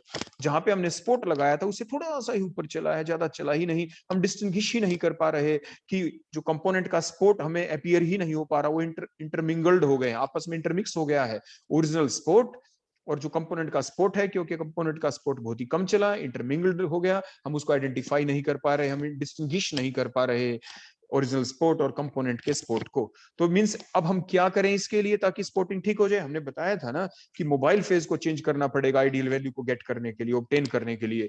Means mobile phase कैसा लें, आप पोलैरिटी इंक्रीज कर दे मोबाइल फेज की। As we increase the polarity of the mobile phase, आपका जो component है जो बिल्कुल ओरिजिनल स्पोर्ट के पास ही है, it start moving, desorption process थोड़ी इंक्रीज हो जाएगी। वही हमने लिखा है कि increase the polarity of the mobile phase, mobile phase की क्या करते हैं, पोलैरिटी इंक्रीज कर दें, so that the component move fast, ताकि जो कंपोनेंट है वो क्या कर जाए, FAST फास्ट मूव कर जाए, and reach according to the ideal value, और आइडियल वैल्यू के अकॉर्डिंग वो मूव कर पाए, RF की वैल्यू नियर अबाउट यानी 5 आ जाए, 0.3 से 0.6 के बीच में आ जाए। तो देखो ये हमने दिखाया, देखो कितनी फास्ट है यहाँ पे एडजॉर्प्शन, कर्व की फॉर्म में नहीं, स्ट्रेट लाइन दिखाई क्योंकि चला ही नहीं, तो adsorption becomes much much greater than that of the desorption. अब इसे रिवर्स लेंगे हम, देखो अगला केस टाइप नंबर 5। यहाँ पे हमने क्या देखा कि जो कंपोनेंट बिल्कुल ही सॉल्वेंट फ्रंट के साथ ऊपर तक चला गया, मींस वेरी वेरी फास्ट हो गई है डिसॉर्प्शन प्रोसेस। अब देखें, देखो हमने डिसॉर्प्शन को देखो स्ट्रेट लाइन दिखाई डॉटेड डॉटेड फॉर्म में, लेकिन desorption is very very fast. देखो अलोंग दी कौन सी एक्सिस, डिसॉर्प्शन वाले एक्सिस के अलोंग ही लाइन चल रही है, और बीच वाली जो सॉलिड ब्लैक लाइन थी वो तो आइडियल वैल्यू की थी। मींस यहां पर भी आपकी क्या है, जो आइडियल जो वैल्यू थी RF की वो 0.5 से 1 के बीच, मींस नियर अबाउट 1 ही है। Means the deformed spot is formed near the solvent front, solvent front के बिल्कुल नजदीक बन गया, means component almost move along with the mobile phase, वो मोबाइल फेज के साथ ही पहुंच गया है, and reaches at the solvent front, और सोलेंट फ्रंट तक ही पहुंच गया। फिर हम क्या करें, आइडियल वैल्यू लाने के लिए decrease the polarity of the mobile phase, जो मोबाइल फेज है आप उसकी क्या करें, उसकी पोलैरिटी को डिक्रीज कर दें, ताकि कंपोनेंट है वो थोड़ा स्लोली मूव करे, और इस टाइप से मूव करे कि वो आइडियल वैल्यू तक ही पहुंच पाए, मीन 0.3 से लेके 0.6 तक ही RF की वैल्यू आ जाए। तो ये थे डिफरेंट एडजॉर्प्शन आइसोथर्म जो हमने देखे। अब नेक्स्ट पॉइंट क्या आ जाता है, कई बार जो स्पॉट होते हैं कलर्ड नहीं आते, फिर हम क्या करें, we have the requirement of some visualisation techniques to convert these colourless spot into the coloured spot. Colourless जो स्पॉट है जो हमें आंखों से नहीं दिख रहे, उनको हमें कलर्ड बनाना है। कलर्ड बनाने की टेक्निक अलग अलग हो सकती है, these all different techniques called as the visualization method, means the method by which the colorless spot in the paper or the TLC can be visualized are called as the visualization methods, and these can be, वो क्या क्या हो सकते हैं, ऐसा भी हो सकता है कि आप यूवी लाइट पास कर दें, हो सकता है वो यूवी लाइट की तरफ आपके रेस्पॉन्ड करे, और यूवी लाइट की प्रेजेंस में वो क्या करे, जो कलरलेस स्पॉट था बिकम कलर्ड दिखाई देना शुरू हो जाए। या आप क्या करते हैं, एक जार लेते हैं, जार के अंदर आप सॉलिड आयोडीन के वेपर्स रख देते हैं, फिर आयोडीन के वेपर की प्रेजेंस में हो सकता है जो कंपोनेंट ऐसा है जो कलर्ड कॉम्प्लेक्स बना ले by adsorbing the iodine on their surface. जो कंपोनेंट है वो कंपोनेंट आयोडीन के साथ एक कॉम्प्लेक्स बना दे, कलर्ड कॉम्प्लेक्स बना दे। ऐसा भी हो सकता है कि आयोडीन के वेपर की प्रेजेंस में कलरलेस स्पॉट जो है कुछ कंपोनेंटों के वो कलर्ड हो जाते हैं। ऐसा भी हो सकता है कोई केमिकल मेथड हमने यूज करना पड़ जाए, मीन्स हमें क्या करना पड़ जाए, हम स्प्रेइंग करें। मीन जो पेपर स्टिप थी या TLC प्लेट थी, हम क्या करते हैं, जैसे मच्छर मारने का जो स्प्रेयर होता है ऐसे ही स्प्रेयर मिलता है आपकी लेबोरेटरी के अंदर, उसके अंदर हम एक विजुअलाइजिंग एजेंट डाल देते हैं। जैसे फॉर एग्जांपल आपके जो एमिनो एसिड होते हैं वो कलरलेस स्पॉट आते हैं, उनका पता लगाने के लिए हम क्या करते हैं, हम निन हाइड्रोजन सॉल्यूशन बना लेते हैं स्प्रेयर के अंदर। तो जब TLC जब solvent up to some level move कर जाता है पेपर की स्टिप के ऊपर तक, देखो ये जैसे सॉल्वेंट फ्रंट हमने दिखाया, यहाँ तक सॉल्वेंट फ्रंट मान लीजिए मूव कर गया और स्पॉट सारे कलरलेस है, हमें दिख ही नहीं रहे। और मान लीजिए हम एमिनो एसिडों का सेपरेशन कर रहे हैं, एमिनो एसिड है, we have the mixture of amino acid in the mixture, हमने पूरी क्रोमेटोग्राफी कर दी लेकिन स्पॉट दिख नहीं रहे, हम पेपर स्ट्रिप को या टीएलसी प्लेट को क्रोमेटोग्राफी जार से बाहर निकालते हैं, उसको ड्राई कर लेते हैं। ड्राई करने के बाद फिर हम स्प्रेइंग करते हैं, किसकी? एमिनो एसिड अगर है, एमिनो एसिडों का मिक्सचर था, कंपोनेंट एमिनो एसिड है, तो वी विल स्प्रे द निन हाइड्रीन सॉल्यूशन ओवर इट। जो निन हाइड्रीन सॉल्यूशन है वो जब भी एमिनो एसिडों के कांटेक्ट में आएगा, it form the coloured complex, और हमें कलर्ड स्पॉट दिखाई देंगे। अगर 2 स्पॉट कलर्ड दिखाई दे तो मिक्सचर के अंदर 2 ही एमिनो एसिड थे, 3 दिखाई दे एंड सो ऑन, तो इस टाइप से हम पता लगा लेते हैं। ऐसे ही एल्डिहाइड कीटोन्स ले रखे हैं, मान लीजिए हमने मिक्सचर के अंदर एल्डिहाइड कीटोन्स हैं, हमने जो डिफरेंट स्पॉट हैं वो कलरलेस हैं, फिर हम क्या करें? फिर हम 2,4-DNP सॉल्यूशन बनाते हैं, उसको स्प्रेयर में डालते हैं, और उसके बाद हम क्या करते हैं? फिर स्प्रेइंग करते हैं। 2,4-DNP के कांटेक्ट में जब आपके एल्डिहाइड कीटोन आते हैं तो उसके बाद they start forming the coloured complexes. वो कलर्ड कॉम्प्लेक्स, वहां पे कलर्ड स्पॉट आना शुरू हो जाता है। हम आइडेंटिफाई कर लेते हैं कि यहां तक उन कंपोनेंटों की मूवमेंट हुई, उनकी मूवमेंट होने के उनके कलर्ड स्पॉट दिखेंगे, तभी तो उन कलर्ड स्पॉट का सेंटर पॉइंट हम लेंगे, उसी के बाद तो हम आरएफ वैल्यू डिटरमाइन कर पाएंगे। क्या हम डायरेक्ट आरएफ वैल्यू अभी तक डिटरमाइन कर पा रहे थे अगर स्पॉट कलरलेस थे? नो। सबसे पहले तो हमें पता ही तो लगाना है कि पेपर स्ट्रिप या टीएलसी प्लेट के ऊपर आपके कंपोनेंट आए कितने हैं। उनका पता लगाने के बाद ही तो हम आरएफ वैल्यू को डिटरमाइन करते हैं। तभी तो हम डिटरमाइन करते हैं the distance travelled by the solvent from the original spot, the different traveled by the different component from the original spot। फिर हम आरएफ वैल्यू डिटरमाइन करते हैं कि the distance travelled by the component को divide कर देते हैं the distance travelled by the solvent से, और इस टाइप से आरएफ वैल्यू हम डिटरमाइन कर सकते हैं। ऐसे ही हम अप्रोप्रिएट स्प्रेइंग एजेंट कोई और भी अलग अलग कंपोनेंटों के लिए हम यूज कर सकते हैं। लेकिन एक चीज का जरूर ध्यान रखें कि जब आप पेपर स्ट्रिप लेते हैं पेपर क्रोमेटोग्राफी में, तो आपका ऐसा भी हो सकता है स्प्रेइंग एजेंट जो कि पेपर क्रोमेटोग्राफी की जो स्ट्रिप है, पेपर है, उसको डिस्ट्रॉय कर दे, may destroy the paper strip during the paper chromatography, ऐसा भी हो सकता है। तो ये प्रिकॉशन भी आपको ध्यान में रखनी है during choosing of the appropriating spraying agent. जो स्प्रेइंग एजेंट आप चूज करें वो प्रॉपर अप्रोप्रिएट होना चाहिए। लेकिन कई बार पूरी सावधानी रखने के बाद हमें ऑप्शन ही नहीं मिलती कि हम कोई और स्प्रेइंग एजेंट ले लें, हमें लेना ही वही पड़ जाता है, क्योंकि आखिरकार हमें देखना जरूरी है कि स्पॉट आ ही जाए। एक ऐसा स्प्रेइंग एजेंट लिया कि उसी की प्रेजेंस में ही तो आपके कलर्ड स्पॉट आते हैं, कलरलेस स्पॉट को वही कलर्ड में कन्वर्ट करता है, कोई दूसरा और हो ही नहीं सकता। लेना जरूरी वो था, लेकिन उसने पेपर स्ट्रिप को खराब भी कर दिया, थोड़ा थोड़ा डिस्ट्रॉय कर दिया, कोई बात नहीं, लेकिन कोई और ऑप्शन नहीं तो फिर तो उसको यूज करना ही पड़ेगा। उसके बाद आ जाती है what are the advantages of the paper और द टीएलसी क्रोमेटोग्राफी। इनकी एडवांटेज क्या है, क्यों करते हैं हम पेपर क्रोमेटोग्राफी, क्यों करते हैं हम टीएलसी इन द लेबोरेटरी, किस लिए करते हैं? तो सबसे पहली जो इसकी एप्लीकेशन है, सबसे इंपॉर्टेंट, मान लीजिए हमने कोई आपको सब्सटेंस दे दिया, वो प्योर है इम्प्योर, उसका पता लगाना है। तो जब आप पेपर क्रोमेटोग्राफी करते हैं या टीएलसी करते हैं तो क्या होता है उसके दौरान? जब आप स्पॉटिंग करते हैं तो उसके बाद जब कंपोनेंटों के जो स्पॉट आए, बोलो कितने आने चाहिए? 1, एक ही आना चाहिए। एक ही स्पॉट आता है तो which shows that the presence of the one spot shows that the it is a pure compound, वो कंपाउंड बिल्कुल प्योर है। लेकिन आपने स्पॉटिंग कर दी, एक से ज्यादा स्पॉट आ गए, बट इट मींस कि the compound containing some impurity, वो कंपाउंड प्योर नहीं है, उसके अंदर कोई ना कोई इंप्योरिटी है। तो means presence of more than one spot shows that the compound is impure, and the presence of only one spot shows that the compound is pure। means the TLC or the paper chromatography can be used to check the purity of the compound। हम किसी भी compound की purity को check करने के लिए paper या TLC करते हैं। सेकंड पॉइंट, इसकी हेल्प से हम क्या करते हैं? पेपर या टीएलसी की हेल्प से we can separate the component of the mixture. Component कितने हैं मिक्सचर के अंदर, उसका हम पता लगा लेते हैं और उनको सेपरेट आउट भी कर सकते हैं। पहली बात डिटेक्ट करते हैं कितने कंपोनेंट हैं, दूसरी बात उनको सेपरेट आउट भी करते हैं। देखो कैसे, आपके मान लीजिए 3 स्पॉट आ गए तो 3 कंपोनेंट हैं, फिर हम क्या करते हैं? मान लीजिए 3 स्पॉट आ गए, 3 स्पॉट आने के बाद क्या करेंगे? देखो जो आपकी पेपर स्ट्रिप है उसको हम टोर्न आउट कर देंगे, उसको फाड़ देंगे अलग अलग हिस्से में। देखो अभी हम बताते हैं, देखो कैसे। मान लीजिए ये रेड स्पॉट आ गया, रेड स्पॉट आने के बाद देखो इतना हिस्सा हमने अलग फाड़ दिया, ये अलग और ये अलग। इस टाइप से डिफरेंट डिफरेंट पार्ट हमने ले लिए, और डिफरेंट डिफरेंट पार्ट ऐसे टोर्न आउट करने के लिए एक पेपर के टुकड़े के ऊपर क्या आएगा? आपका कलर्ड स्पॉट रेड है, दूसरे पे येलो, तीसरे पे क्या होगा? ये ग्रीनिश। फिर हम उसको क्या करेंगे? उस पेपर स्ट्रिप को 3 अलग अलग हम कंटेनर लेते हैं, जार लेते हैं, और किसी सॉल्वेंट के अंदर उसको डिसोल्व कर देते हैं, डिप कर देते हैं।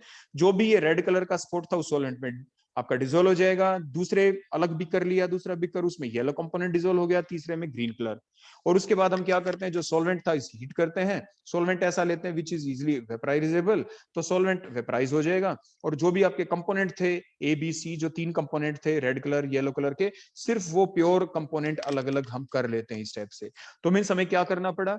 आपकी पेपर स्ट्रिप को टर्न आउट फाड़ना पड़ा, उसको सॉल्वेंट में डिसोल्व करना पड़ा, पेपर स्ट्रिप को बाहर निकाल लेते हैं, कंपोनेंट उसमें डिसॉल्व हो चुका, ऐसा सोलवेंट लेते हैं जिसमें डिसॉल्व करे, जो इजीली वोलेटाइल हो, इजीली सेपरेट आउट हो सके, फिर हम उसको डिस्टिलेशन प्रोसेस के द्वारा, हीटिंग के द्वारा उसको एवपोरेट कर देते हैं, प्योर कंपोनेंट हमारे पास आ जाता है। So that is the point number 2 कि टीएलसी और the paper chromatography can be used for the separation, identification and the separation of the component which are present in the given mixture.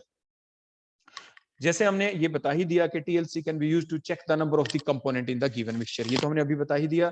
It also determine about the progress of the reaction. मान लीजिए आपके पास कोई container है, देखो हमने ये ले लिया, राउंड बॉटम फ्लास्क है, लेबोरेटरी के अंदर हम ये रिएक्शन कर रहे हैं। सबसे पहले तो हम क्या करते हैं, जैसे ही रिएक्शन शुरू होती है, हम जब उसमें कैपिलरी ट्यूब डिप करते हैं और स्पॉटिंग कर देते हैं। मान लीजिए हमारे पास दो रिएक्टेंट थे, हमने स्पॉटिंग की, तो कितने स्पॉट आ गए, 2 स्पॉट आएंगे हमारी टीएलसी प्लेट के ऊपर, 2 स्पॉट आएंगे हमारी पेपर स्ट्रिप के ऊपर, 2 ही स्पॉट आएंगे। उसके बाद देखो क्या हुआ, मान लीजिए अब आप इसको कुछ देर के बाद देखते हैं, और जो अभी आपको दिख रही है टीएलसी प्लेट या पेपर स्ट्रिप, अब देखें, बोलो कितने स्पॉट आपको दिखाई दे रहे हैं। मान लीजिए 3 स्पॉट दिखाई देने शुरू हो गए। ये 2 स्पॉट तो किसके हैं, मान लीजिए रिएक्टेंटों के। मान लीजिए नीचे वाले जो 2 स्पॉट हैं, ये और ये रिएक्टेंट के, ऊपर वाला नया स्पॉट आ गया। नए स्पॉट के आने का मतलब प्रोडक्ट बनना शुरू हो चुका है, प्रोडक्ट बनना शुरू हो चुका है। उसके बाद क्या हुआ, कुछ देर तक हम फिर हिट करते रहेंगे, फिर देखा कि आपका एक नया स्पॉट और आ गया। मान लीजिए ऊपर देखो, यहाँ पे मान लीजिए एक स्पॉट और आ गया ऊपर, बट इट मींस कि 2 प्रोडक्ट बन गए, टोटल 4 स्पॉट आ गए। 2 तो नीचे वाले रिएक्टेंटों के हैं और 2 ऊपर वाले किसके हैं, बोलो प्रोडक्ट्स के हैं। अब फिर क्या देखा, हम फिर हिट किए गए लगातार। कुछ देर के बाद देखो हमने क्या देखा, हमने ये देखा कि वन ऑफ द रिएक्टेंट का जो स्पॉट है, किसी एक जो रिएक्टेंट था, मान लीजिए नीचे वाला, देखो मैं इसको हटा देता हूं, देखो इसको मैंने क्रॉस लगा दिया, क्रॉस मींस ये स्पॉट आना बंद हो गया।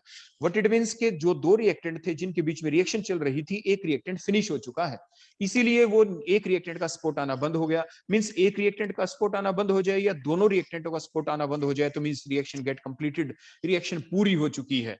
तो इट मींस टीएलसी की हेल्प से हम क्या पता लगा लेते हैं, we determine the progress of the reaction.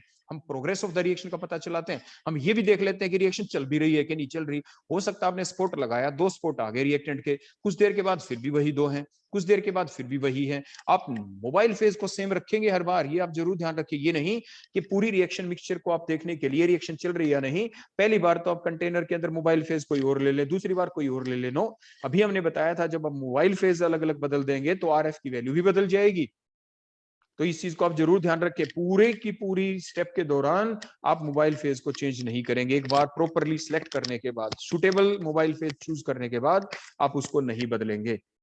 तो मींस हमने क्या पता किया, द टीएलसी और the paper chromatography can be used to check the progress of the reaction. For example, जैसे मैंने भी आपको बताया था कि for example we are carrying out the reaction in between the 2 component A and B. मान लीजिए ए और बी के बीच रिएक्शन कर रहे थे, जैसे मैंने आपको बताया था। आरएफ वैल्यू हमने देखी, ए और बी 2 स्पॉट आपके आ गए टीएलसी या पेपर के ऊपर। फिर हमने रिएक्शन स्टार्ट कर दी, फिर हमने सैंपल लिया। After the regular interval of the time, after the regular interval of time हम क्या करते रहते हैं, कैपिलरी ट्यूब की हेल्प से हम सैंपल लेते रहते हैं, and we will follow the progress on the paper और द टीएलसी प्लेट।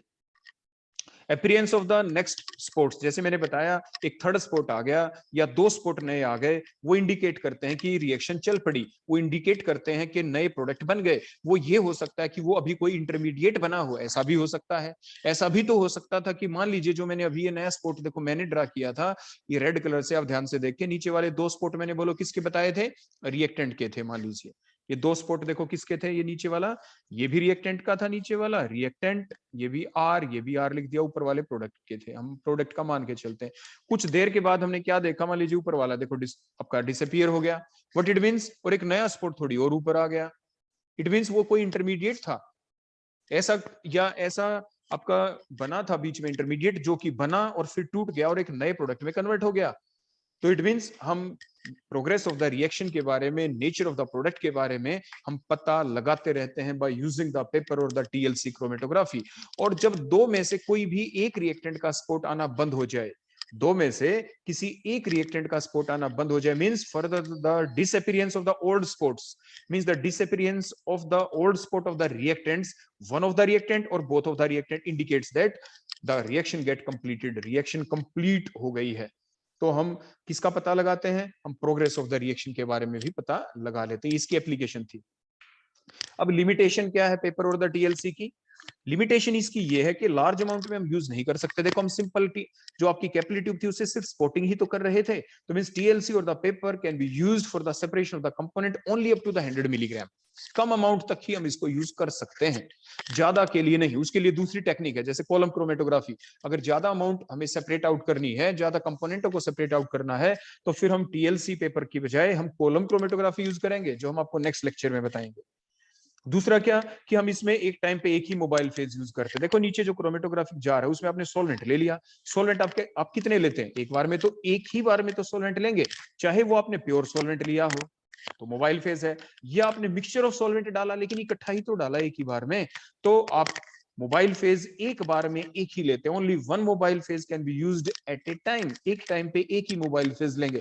आप इसको गलत इंटरप्रेट इस बात से मत कर लेना कि मान लीजिए हमने जो मोबाइल फेज है वो मिक्सचर ऑफ सॉल्वेंट ले लिया, वाटर प्लस एसीटोन, तो आप ये नहीं कहेंगे कि सर देखो हमने तो दो ले लिए यहाँ पे मोबाइल फेज, एक वाटर एक। नो नो, जो हमने बताया एक बार में ले लो आप। एक बार में चाहे आप कितनी भी सॉल्वेंट को मिक्सअप कर ले, जैसे water plus acetone plus alcohol, तीनों मिला लिए कुछ कुछ रेशो में, इकट्ठे ही एक बार में डाल दिए, तो एक बार में ये आपका एक मोबाइल फेज बन गया। तो एक बार में आप एक ही मोबाइल फेज यूज कर सकते हैं। ये नहीं कि ये मोबाइल फेज डाला, कुछ समय के बाद आपने देखा प्रोसेस नहीं चल रही, उसी में कुछ और डाल दिया। नो, एक टाइम पे एक मोबाइल फेज। अगर प्रोसेस अच्छे से नहीं चलती तो आपको दोबारा से अपने नए सिरे से एक्सपेरिमेंट को करना होता है to get the ideal RF value.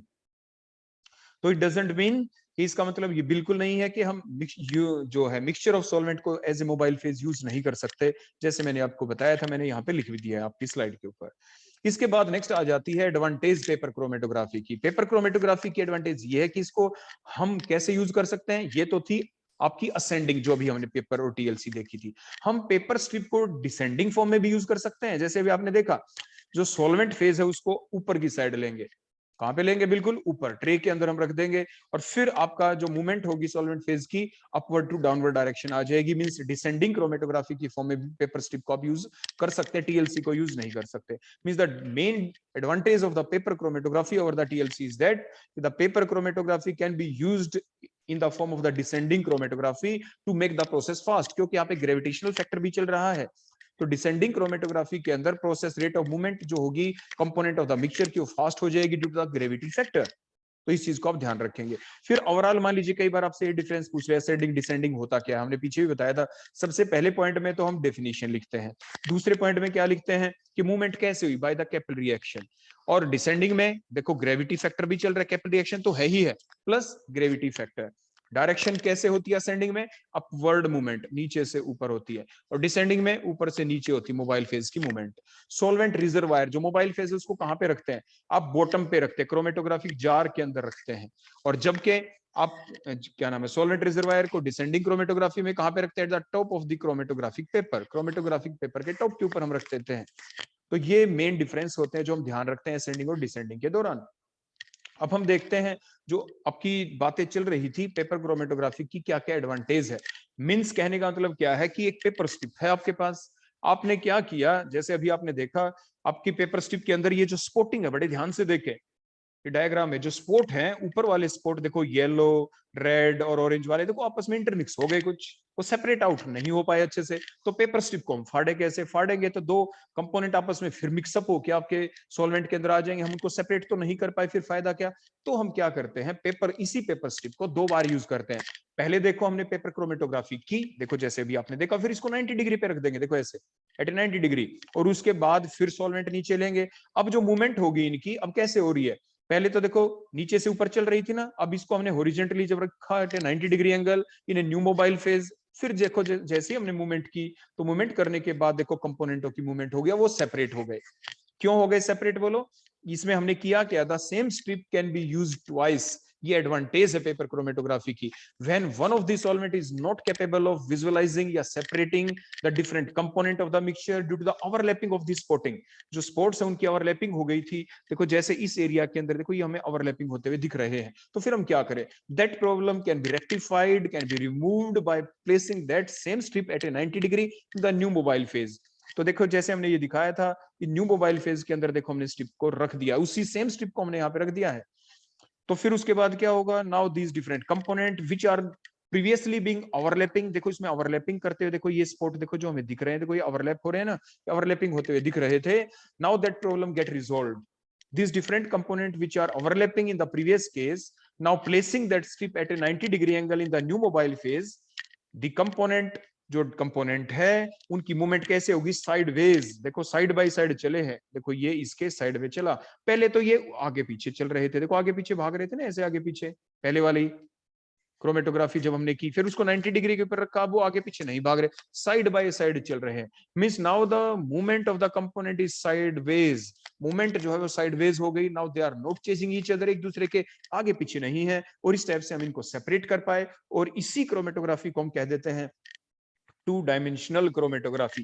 क्या कह देते हैं इसे, two dimensional. Two dimensional means हमने इसका 90 डिग्री के ऊपर इसको रोटेट करके दोबारा सेम पेपर स्ट्रिप को यूज किया है। तो आप बताएं टू डायमेंशनल क्रोमेटोग्राफी कौन हो गई, ये एक ऐसी क्रोमेटोग्राफी है which is carried out in cases where the first solvent is not capable for resolving, for separating the different component of the mixture, because these different component cause get overlapped with each other, और फिर हमने उसको remove कैसे किया, which were further resolved, which are further been separated by placing that strip at a 90 degree angle in the new mobile phase, in the new container that called as the two dimensional chromatography, उसे आप two dimensional chromatography कहते हैं। अब जो component है वो एक दूसरे को आपके साइड बाय साइड चल रहे हैं, एक दूसरे को चेज अप नहीं कर रहे, इसलिए हम उनको सेपरेट कर पाए। अब पेपर स्ट्रिप को हम फाड़ेंगे तो उनको बिल्कुल हम अलग से कर पाएंगे। इसके बाद नेक्स्ट हम देखते हैं यहाँ पे, देखो जो पेपर क्रोमेटोग्राफी होती है, बड़ा इंपॉर्टेंट पॉइंट है जो हमने कई बार रिपीट कर दिया आपके पूरे लेक्चर के दौरान, कि the paper chromatography should not be applicable. जो पेपर क्रोमेटोग्राफी है ये एप्लीकेबल नहीं होनी चाहिए if we use a polar solvent, like if we use the polar solvent as a mobile phase like acetone, butanol mixture, because the stationary phase is water molecule which are present in the interstitial spaces on the filter paper, on the chromatographic paper, फिर भी हम paper chromatography को, but even then the paper chromatography is possible. ये है हमारा question, ऐसा क्यों, बोलो क्या जवाब दिया था हमने, क्या ये फ्री वाटर मॉलिक्यूल है जो सरफेस के ऊपर होते हैं आपके स्टेशनरी फेज का जो काम करते हैं, no, that is the answer. देखो क्या किया हमने, ये डिफरेंट जो पेपर स्ट्रिप होती है डिफरेंट फॉर्म में होती है, देखो जैसे हमने यहाँ पे दिखाया है, जब काटते हैं सर्कुलर भी आती है, आपकी रेक्टेंगुलर भी आती है, स्क्वेरिश फॉर्म में भी आती है, स्ट्रिप की फॉर्म में, ये स्ट्रिप देखो सर्कुलर हमने दिखा रखी है, बनी बनाई भी आती है। उसके बाद देखो हमने क्या किया, ये हमने दिखाया है, देखो beta glucose, beta glucose, beta glucose, beta glucose, beta glycosidic bond बन गया, ये सेकंड लेयर आ गई। अब जो डिफरेंट लेयर इनके बीच में जो स्पेस है, that is the, these are the interstitial spaces. यहाँ पे देखो वाटर मॉलिक्यूल प्रेजेंट है, और ये बना लिया देखो इसने हाइड्रोजन बॉन्ड, देखो ये हाइड्रोजन बॉन्ड, देखो हाइड्रोजन बॉन्डिंग के द्वारा वाटर मॉलिक्यूल, ये सेकंड वाटर मॉलिक्यूल देखो हमने दिखाया, हाइड्रोजन बॉन्डिंग हमने शो कर दी, बोलो क्या शो कर दी, हाइड्रोजन बॉन्डिंग। तो हाइड्रोजन बॉन्डिंग हो गई, और ये आपके इंटरस्टिशियल स्पेसेस के अंदर वाटर मॉलिक्यूल बोलो क्या रहते हैं, प्रेजेंट रहते हैं यहाँ पे। तो means in the paper chromatography the stationary phase is not the simple water molecule, but it is the water molecule which are present in the interstitial spaces of the cellulosic network, means it is a cellulose water complex। ये pure water molecule नहीं है अब, now it is the cellulose water complex, ये आप ध्यान रखेंगे। now that cellulose water complex is immiscible with the organic solvent। अब ये जो सेलुलोज वाटर कॉम्प्लेक्स है, ये आपका ऑर्गेनिक सॉल्वेंट, जो पोलर सॉल्वेंट आप लेते हैं उसके साथ इमिसिबल होंगे, क्योंकि प्योर वाटर तो है नहीं। तो कहने का मतलब जो पेपर क्रोमेटोग्राफी के अंदर जो वाटर मॉलिक्यूल होते हैं, जो एक पार्टीशन क्रोमेटोग्राफी की फॉर्म बन जाती है यहाँ पे, उसके अंदर प्योर वाटर मॉलिक्यूल जो होते हैं, सिंपल वाटर मॉलिक्यूल, वो स्टेशनरी फेज का काम नहीं करते, but these are the water molecule which are present in the form of the cellulose water complex, and that cellulose water complex is immiscible with these all polar solvent, polar mobile phase. इसीलिए paper chromatography के दौरान हम polar mobile phase को use कर सकते हैं। So the partition of the component present in the given mixture can occur between the stationary cellulose water complex phase and the mobile organic solvent phase in the paper chromatography, इसलिए हम उसको use कर सकते हैं। तो बड़ा important question है, बड़ा इंपॉर्टेंट पॉइंट है ये, इस चीज को आप जरूर ध्यान रखेंगे।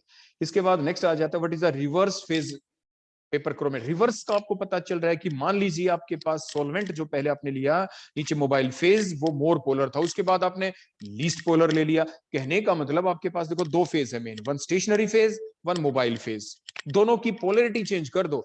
मींस मान लीजिए स्टेशनरी फेज पोलर है और आपका मोबाइल फेज आपका क्या है, नॉन पोलर है। आपने पोलरिटी चेंज कर दी, मीन स्टेशनरी फेज को नॉन पोलर बना दिया और आपके जो मोबाइल फेज उसको पोलर बना दिया। Now that called as the reverse phase paper chromatography. Phase को रिवर्स कर दिया आपने। फेज कौन से हैं, दो ही तो फेज हैं, one is the stationary phase अथवा one is the mobile phase. Mobile phase की पोलरिटी चेंज कर दें, स्टेशनरी फेज की भी पोलरिटी चेंज कर दें, मींस जो दो फेज हैं दोनों की अगर हम पोलरिटी चेंज कर देते हैं तो फिर वो कहलाता है रिवर्स फेज पेपर क्रोमेटोग्राफी। करते कैसे हैं, so the chromatography in which the nature of the both stationary phase and the mobile phase is just opposite to that already in the simple paper chromatography is called as the reverse phase paper chromatography. इसमें करते क्या है, इसकी जरूरत क्यों पड़ी, इसकी जरूरत इसलिए पड़ी कि कुछ केसेस ऐसे हैं जहां पे separation of component simple paper chromatography से नहीं हो पाता। जब हम प्रिपरेटरी वर्क कर रहे हो, जब इसको लार्ज स्केल के ऊपर कर रहे हो, तब इस टेक्निक की जरूरत पड़ती है। So that problem can be rectified. उस वक्त प्रॉब्लम को हम रेक्टिफाई कैसे करते, by reversing the nature of the stationary in the mobile phase, means by changing the stationary phase from water to the organic solvent and the mobile phase from the organic to the water. कैसे किया, देखो the limitation भी है इस procedure की, is that we can use only one liquid as a stationary phase, that is the liquid paraffin. कैसे बनाते हैं उसको, इसके लिए हम क्या करते हैं, we treat a filter paper. हम एक फिल्टर पेपर लेते हैं with a organic solvent that is the liquid paraffin और द पेट्रोलियम ईथर, और उसमें हम उसको डिप करके रख देते हैं, then left the filter paper as such for some time in it. उसके बाद हमने क्या किया, petroleum ether get evaporate leaving behind a uniform layer of the liquid paraffin over the filter paper, और एक यूनिफॉर्म लेयर बन गई filter paper के ऊपर, और वो फिर कहलाएगा stationary phase. And that filter paper is called as the impregnated, क्योंकि इम्प्रेग्नेट हो गया है, उसके ऊपर एक लेयरिंग बन गई है, उसको इम्प्रेग्नेट कहते हैं, लेयरिंग बन जाना कहते हैं, so called as the impregnated filter paper. और इस टाइप से हमने पोलरिटी चेंज कर दी है आपके स्टेशनरी फेज की। और मोबाइल फेज की तो चेंज करना कोई मुश्किलात होती नहीं, सिंपल सॉल्वेंट ही तो चेंज करना है। थोड़ी बहुत जो दिक्कत आती है वो पेपर स्ट्रिप के ऊपर ही तो दिक्कत आनी थी, कि पेपर स्ट्रिप के ऊपर जहां पे सेलुलोज वाटर कॉम्प्लेक्स था उसके ऊपर एक थिन लेयर दूसरी चीज की कैसे लगाएं, तो इस टाइप से हम वो थिन लेयर लगा देते हैं, और ये कहलाती है रिवर्स फेज पेपर क्रोमेटोग्राफी।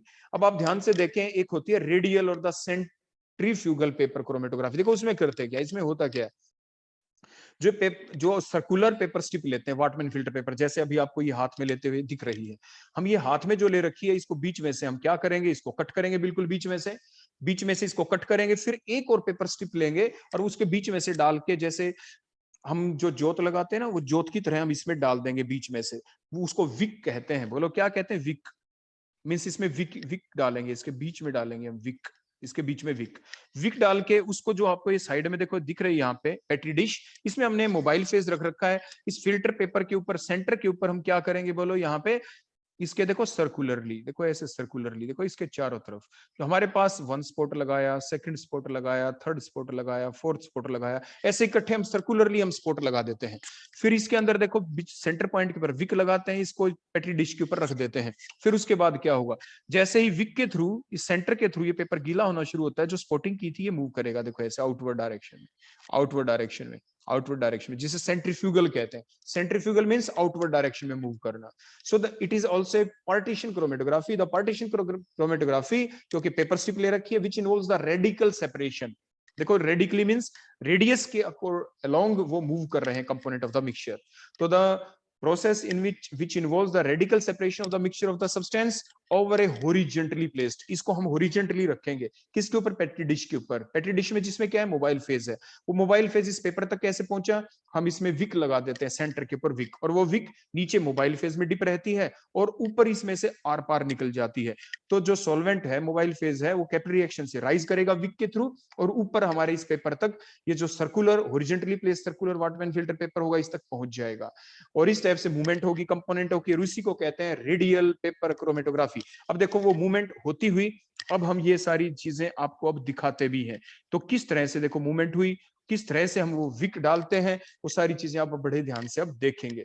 देखें आप, देखो ये हमने सर्कुलर वाटमैन फिल्टर पेपर लिया, फिल्टर पेपर लेने के बाद ऐसा हम क्यों फोल्ड कर रहे हैं, ताकि बिल्कुल एग्जैक्ट सेंटर पॉइंट का हमें पता चल जाए, और बीच में से इसको हम डायरेक्ट भी फाड़ सकते हैं, या जो नेल कटर होता है वो ले लें, सीजर ले लें, किसी भी टाइप से, बिल्कुल देखो जहां पे हमने थंब रख रखा था बीच में से, अब इसको छोटा सा हम कट कर देंगे। बाई एनी मीन, किसी भी तरीके से आपका काम है यहाँ पे छोटा सा होल बनाना। लेकिन बिल्कुल सेंटर पॉइंट पे बने, इसलिए हमने ऐसा काम किया था। और आप देखिए हमने कट किया और सेंटर में ये होल बन गया। अब हमें इसके अंदर डालनी है विक, विक डालनी है। विक के लिए देखो हमने दूसरा एक ऐसा ही क्रोमेटोग्राफिक पेपर लिया, इसको देखो हम फोल्ड कर रहे हैं, विक बना रहे हैं, जैसे जोत लगाने वाली जो बात हम बनाते हैं। देखो विक बना ली और नीचे से हमने और थिन कर दिया। अब हम इसको डालेंगे किसके अंदर, जो हमने होल किया था, जो पहले हमारे पास जो सर्कुलर क्रोमेटोग्राफिक पेपर था, देखो उसमें हमने ऐसे देखो इसको डाल दिया ना, देखो इसके अंदर। अब डालने के बाद अब देखो इसको अब हम प्लेस करेंगे, हमने अच्छे से डाल दिया, ये विक बन गई। अब इसके ऊपर देखो सर्कुलरली हम देखो ये हमने स्पोर्टिंग कर रहे हैं। इतना बड़ा स्पोर्ट नहीं करना, समझाने के लिए ही कर रखा हमने, ताकि आपको स्पोर्ट दिख जाए। एक ही बार लगाना होता है, बिल्कुल बारीक स्पोर्ट। आप देखिए कैपिलरी ट्यूब का देखो अगला माउथ देखे, हमने पहले पीछे आपको सिखाया था कि जो माउथ है उसको नैरोइंग कैसे किया जाता है। देखो इकट्ठे हम कई कंपोनेंटों को सेपरेट कर सकते हैं, कई मिक्सचर ले सकते हैं। हमने 4 मिक्सचर इकट्ठे लगा दिए यहाँ पे। We put the 4 different spot of 4 different sample, 4 अलग अलग सैंपल हैं, 4 देखो हमने स्पॉट लगा दिए अलग अलग। अब ये हमने क्या किया, ये पेट्री डिश है, इसके अंदर देखो हमने मोबाइल फेज डाल दिया। पेट्री डिश के अंदर हम क्या डाल रहे हैं बोलो, that is the mobile phase. Mobile phase डालने के बाद अब हम क्या करेंगे, जो हमने प्रिपेयर कर लिया था अभी, जो सर्कुलर आपका पॉटमैन फिल्टर पेपर था, उसको देखो हमने इसके ऊपर प्लेस कर दिया, इसको रख दिया। ये जरूर ध्यान रखें, जो डायमीटर है, डायमीटर बोलो किस चीज का, आपकी जो सर्कुलर फिल्टर पेपर था, इसका पेट्री डिश के डायमीटर से थोड़ा बड़ा होना चाहिए, तो ये उसमें गिर जाएगा। अब रखा, आप धीरे धीरे देखना, देखो कैसे मूवमेंट होनी स्टार्ट होगी, दिख रहे हैं ना, देखो कंपोनेंट आउटवर्ड डायरेक्शन में जा रहे हैं। So that is called as the radial और द सेंट्रीफ्यूगल पेपर क्रोमेटोग्राफी। आप इसे रेडियल या सेंट्रीफ्यूगल पेपर क्रोमेटोग्राफी कहते हैं। तो इस टाइप से जितने भी कंपोनेंट हैं हम उनको आइडेंटिफाई कर पाए। आप लेबोरेटरी के अंदर भी ऐसा करते हैं और आप ऐसा बड़ी आराम से कर सकते हैं। तो ये था डिफरेंट टाइप की क्रोमेटोग्राफी। कौन कौन सी मेन हमने देखी, पेपर और द टीएलसी। पेपर भी डिफरेंट टाइप की हो सकती है। पेपर आपकी रिवर्स फेज पेपर क्रोमेटोग्राफी भी हमने देखी। हमने असेंडिंग के साथ डिसेंडिंग क्रोमेटोग्राफी के बारे में भी आपको बताया, प्लस साथ के साथ हमने रेडियल पेपर क्रोमेटोग्राफी के बारे में भी आपको बताया। So that is all about the TLC और the paper chromatography. Thank you.